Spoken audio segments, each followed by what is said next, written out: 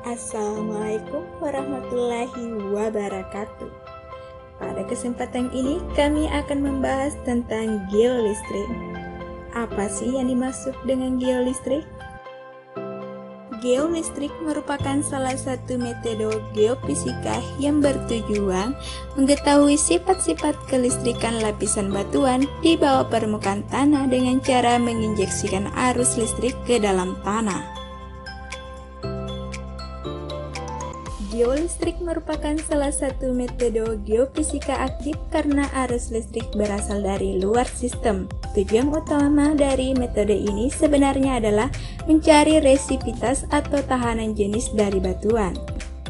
Kegunaan geolistrik. Kegunaan geolistrik yaitu 1. Mengetahui karakteristik lapisan batuan bawah permukaan. 2. Mendeteksi adanya lapisan tambang yang mempunyai kontraks resistivitas dengan lapisan batuan pada bagian atas dan bawahnya. 3. Mengetahui perkiraan kedalaman bedrock untuk pondasi bangunan. 4. Menduga adanya panas bumi atau geotermal di bawah permukaan.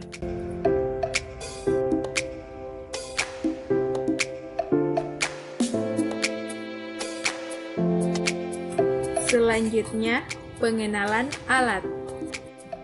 Untuk mengetahui sifat kelistrikan lapisan batuan di bawah permukaan tanah, maka tentu kita memerlukan sebuah alat. Alat yang diperlukan yaitu 1. Unit peralatan resistivity. Alat resistivity terdapat 5 colokan, yaitu 1. Colokan elektroda 1-8, 2. Colokan elektroda 9-16, 3. Colokan VC USB, 4. Colokan power, baterai 12 volt, 5. Colokan ekstensi modul. Selanjutnya, 16 buah gulungan kabel. Terdiri dari 8 kabel elektroda berwarna hitam dan 8 kabel elektroda berwarna biru. Selanjutnya, 16 buah patok. Patok digunakan sebagai media dalam pengambilan data pengukuran. Selanjutnya, 16 buah kabel penghubung elektroda. Kabel penghubung digunakan untuk menyambungkan ke alat resistivity dan pemasangan disesuaikan dengan warna kabel elektroda. Selanjutnya, aki. Aki digunakan sebagai sumber tegangan. Di sini kita menggunakan 2 aki, di mana dilakukan pemasangan kabel negatif terdahulu. Selanjutnya, 1 unit laptop. 1 unit laptop lengkap dengan perangkat lunak software REST 2 div. Selanjutnya, roll meter. Roll meter digunakan untuk mengukur jarak lintas dan spasi jarak antar elektroda. Selanjutnya, GPS atau kompas. GPS digunakan untuk mengetahui posisi titik pengukuran. Selanjutnya, palu. Palu digunakan untuk membuat patok pada masing-masing titik pengukuran.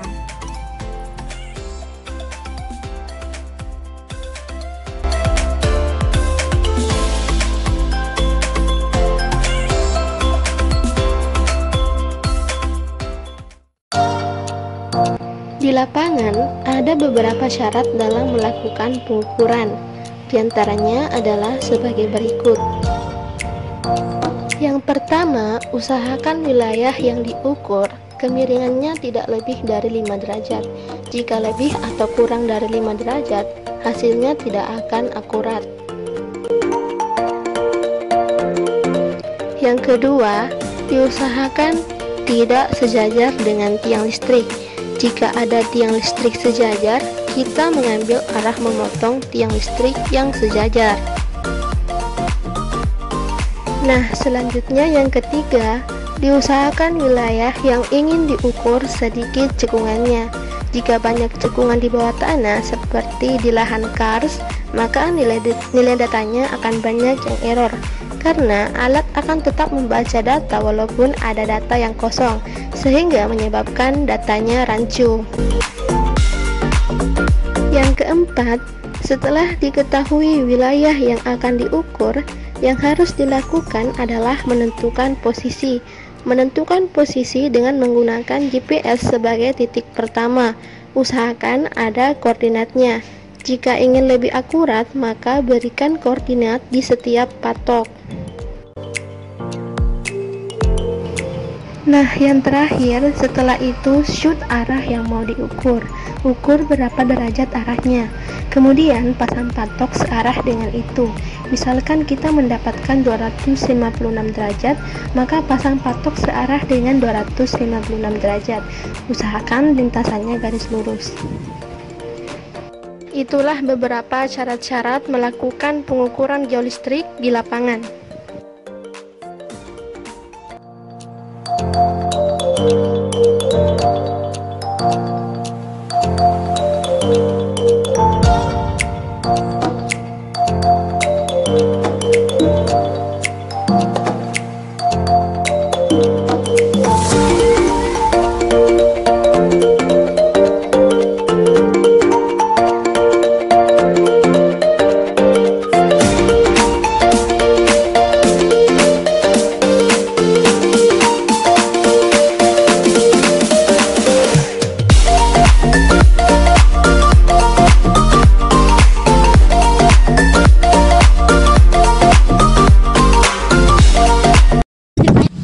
Karena kita sudah pasang semua potoknya, maka langkah selanjutnya itu kita pasang elektrodanya atau kita bentangkan kabelnya. Yang untuk di sini kan ada dua warna kabel, ada yang biru dan ada yang hitam. Ya, kan di sini elektrodanya itu dari 1 sampai 16. Di sini ada dua kabel. Untuk elektroda 1 sampai 8 itu saya pasang yang warna biru. Ya, ini merupakan celokan untuk menghubungkan elektrodanya. Dan setelah itu kita bentangkan kabelnya mulai dari angka 1 sampai 16. Mungkin bisa diambil kabelnya. Kita pasang kabelnya sesuai dengan angkanya. Kan di sini sudah dipasang semua label semua mengenai angka-angkanya toh. Jadi kita kan ini elektroda 8, kita pasang di 8. Nih. Oke. Kita pasang ke patoknya.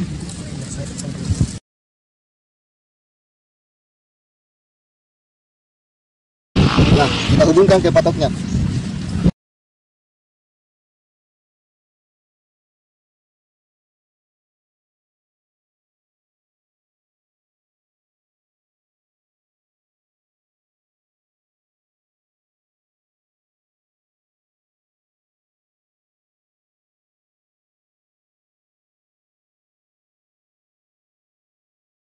Kita lanjut untuk elektroda 9 sampai 16.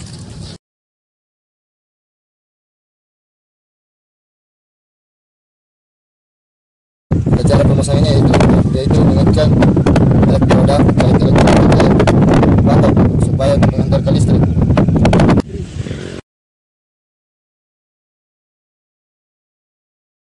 Karena seluruh elektroda sudah terpasang, maka selanjutnya kita pasang kabel yang menghubungkan ini ke laptop. Ya, di sini kan ada khusus colokannya untuk laptop, ada namanya di sini USB. Nah, kita hubungkan ke laptop.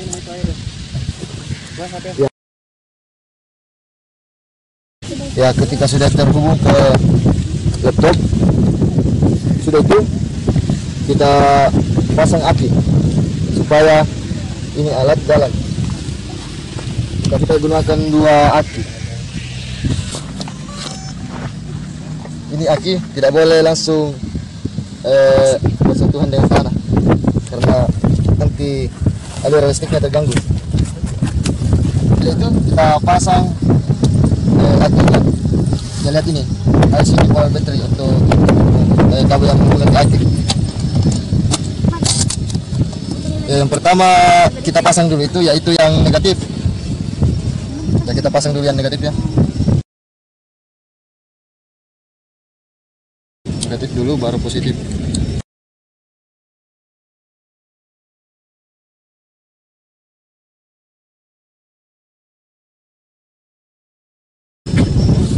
Ya, sekarang akinya sudah terpasang, maka kita buka di sini softwarenya untuk melihat hasil perekamannya. Ya sudah, itu kita masuk ke software untuk melihat di layar perekamannya. Namanya itu GeoRes. Kita masuk di aplikasi, terus kita perhatikan di sini GeoRes header phone. Ketika tidak terhubung namanya GeoRes mission, artinya tidak terhubung. Kalau GeoRes hardware phone artinya ini sudah terhubung. Selanjutnya kita cek baterai untuk mengetahui kapasitas baterainya. Ya, untuk baterainya itu ada 12 volt, ya berarti oke. Selanjutnya kita di probe test. Ya, kita ini dari patok 1 sampai patok 16. Ini probe test untuk mengetahui apakah patoknya ini terhubung semua atau tidak elektrodanya. Ya, kita start. Selanjutnya pengolahan data. Pertama-tama kita cari terlebih dahulu tempat filenya.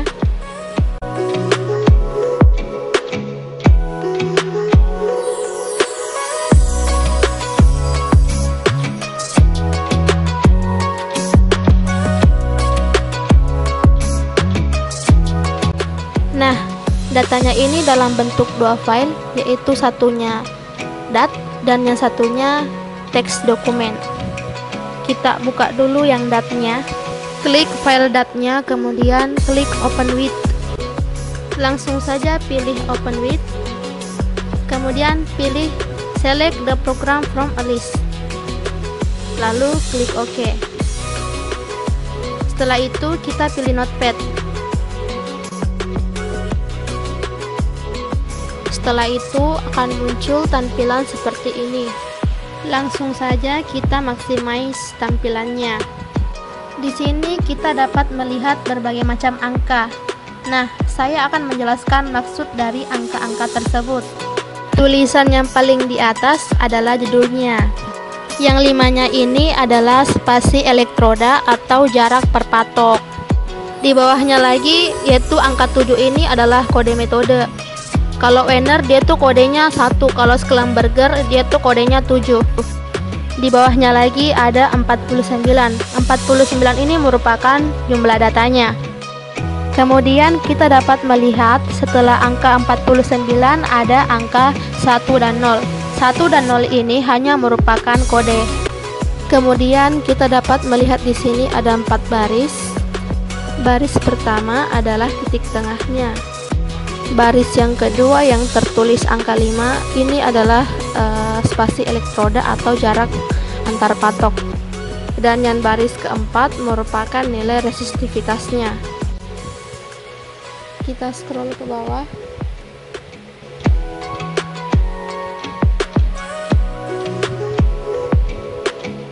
Nah, di sini kita bisa melihat ada 4 angka 0 di belakang datanya ini semua. Nah, 4 angka 0 ini hanya kode saja. Selanjutnya kita akan membuka data yang berbentuk teks dokumen. Nah, langsung saja kita klik 2 kali filenya. Lalu akan nampak tampilan seperti ini. Ini kita dapat melihat ada beberapa baris. Baris pertama dimulai dari datum, kemudian date, kemudian axis, A, M, N, dan seterusnya. Untuk mengolah datanya kita menggunakan aplikasi RestunDiff. Jadi kita langsung saja buka aplikasi RestunDiff. Kalau muncul jendela sistem resource seperti yang ini, kita bisa langsung klik OK. Nah, jika tampilannya sudah seperti ini, maka kita bisa langsung masuk ke langkah-langkah pengolahan datanya. Pertama-tama pilih file, kemudian pilih read data file. Ini untuk memasukkan data kalian ke aplikasi. Jadi pertama-tama yang harus kita lakukan adalah mencari filenya terlebih dahulu. Setelah mendapatkan filenya, kita langsung klik filenya, kemudian klik open. Langsung pilih OK. Kalau muncul message seperti ini. Langkah selanjutnya adalah klik inversion pada bagian atas, kemudian klik lead square inversion. Kemudian akan nampak jendela seperti ini. Langsung kita klik save pada jendelanya. Kemudian akan nampak tampilan seperti ini, seperti yang kalian lihat sekarang. Nah, di sini kita dapat melihat bahwa RMS error datanya ini masih tinggi, yaitu 62,5%. Karena RMS errornya masih tinggi, maka kita akan menurunkan RMS errornya dengan cara pilih edit pada sudut kiri atas, kemudian klik exterminate bad datum points. Perhatikan baik-baik garisnya. Seharusnya kalau datumnya bagus, hasilnya akan datar. Tapi karena ada data error pada bagian awal, maka ada titik yang keluar jalur. Nah, untuk memperbaiki datanya, yang harus kita lakukan adalah klik titik yang menurut kita rusak sampai titiknya berubah warna dari hitam ke warna merah. Klik semua titik yang rusak yang menurut kalian harus diperbaiki.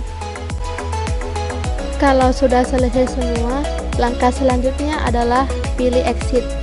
Lalu pilih quit edit window. Kalau muncul tampilan remove datum points, pilih yes, kemudian klik OK, lalu klik OK lagi. Kemudian simpan data yang telah diperbaiki tadi. Caranya yaitu dengan mengetik nama filenya terlebih dahulu.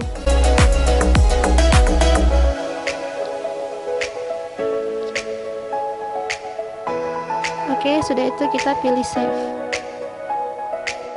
Kalau muncul message lagi, kita bisa langsung pilih OK. Kalau muncul message lagi, kita bisa langsung pilih OK. Langkah selanjutnya adalah membuka data yang telah diperbaiki tadi dengan cara pilih filenya, lalu klik open. Setelah itu, pilih kembali inversion pada sudut kiri atas, lalu klik lead square inversion.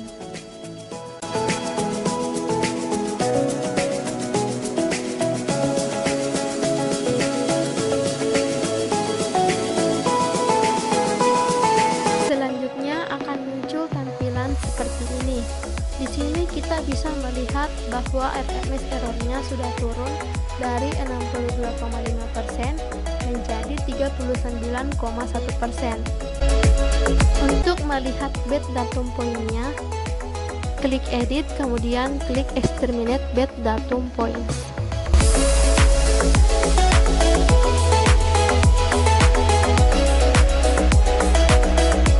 Nah, di sini bisa kita lihat garisnya sudah datar dan ini berarti datumnya sudah bagus.